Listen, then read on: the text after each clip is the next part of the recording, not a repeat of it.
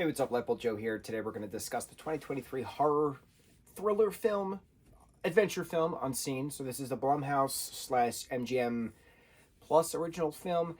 It's a digital release. I don't know if MGM Plus had the rights first because they produced it, and then eventually it translated to other properties. I watched it on Prime.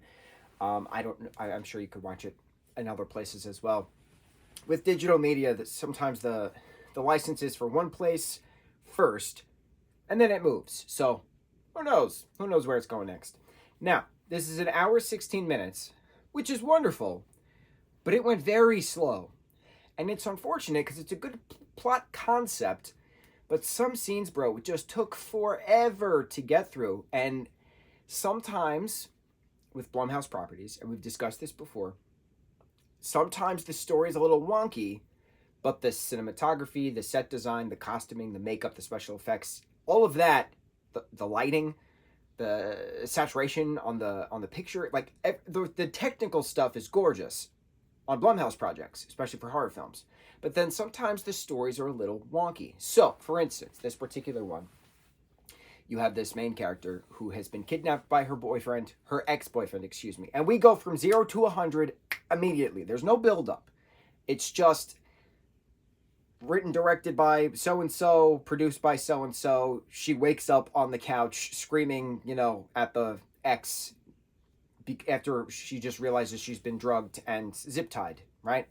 0 to 100 immediately. No build-up.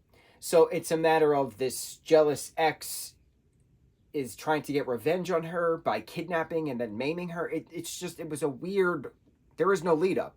So you're lost and you're like, huh? What? And then she eventually beats the crap out of him, but she can barely see. Her vision's very blurry.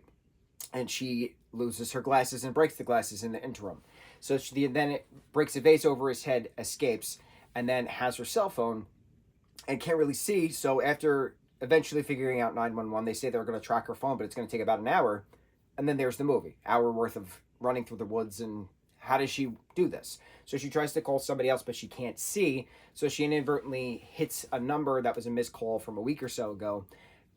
She's up in Massachusetts, something like that. And then the number she calls is for this girl, Sam, who is in Fort Lauderdale, Florida, something like that. And so she's at a convenience store, and then they figure out a way to video chat. That way Sam can be the eyes for this main character, whose name is escaping me for some various reason. Interesting. So the story then is video chat guiding through the woods and then fighting the ex as he eventually inevitably catches up, falling into a river. Somehow the phone is fine after falling into a river. But while that stuff is happening, Sam is dealing with her own convenience store problems as a clerk. As we all know, all clerks have to deal with stuff. Hence our movie marathon of Clerks, which was a wonderful marathon. But then they're like, Missy Pyle is this very rich woman who's just a horrible Karen, and then brings a gun into the mix, and then she calls her husband, who has a machine gun, just walking around aimlessly, threatening. And then the cops eventually show up because Sam then eventually steals Missy Pyle's character's phone because hers dies, and they have to get a new phone, etc., right? Stuff. So, the ending was so unrealistic in regards to, I'm just going to walk around and traipse around with my gigantic machine gun as cops are there, no questions asked, because that makes sense. I get it. It's a movie. But when you have this type of thing where it could be a real life scenario, what happens if someone who's almost blind is kidnapped, escapes, has very little visible access to phone, and you're the person that they conveniently can video chat with? How does this work? It's a great concept. We've never seen this before.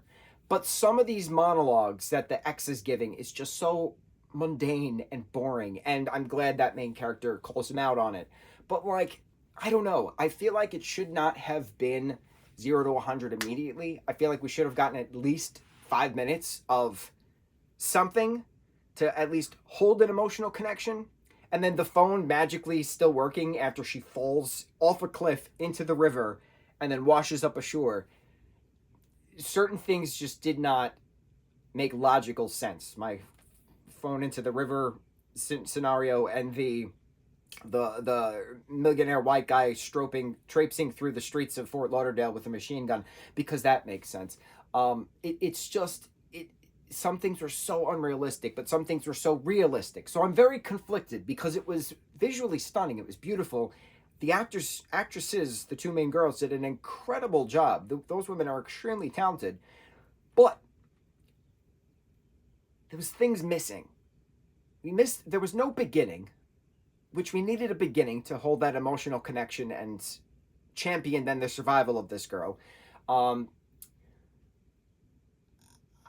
the realism just evaded me. And then once the phone starts ringing when she comes out of the river, and I'm like, oh God, no.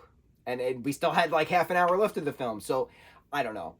It was visually stunning. Story was lacking. I don't know what else to say about it.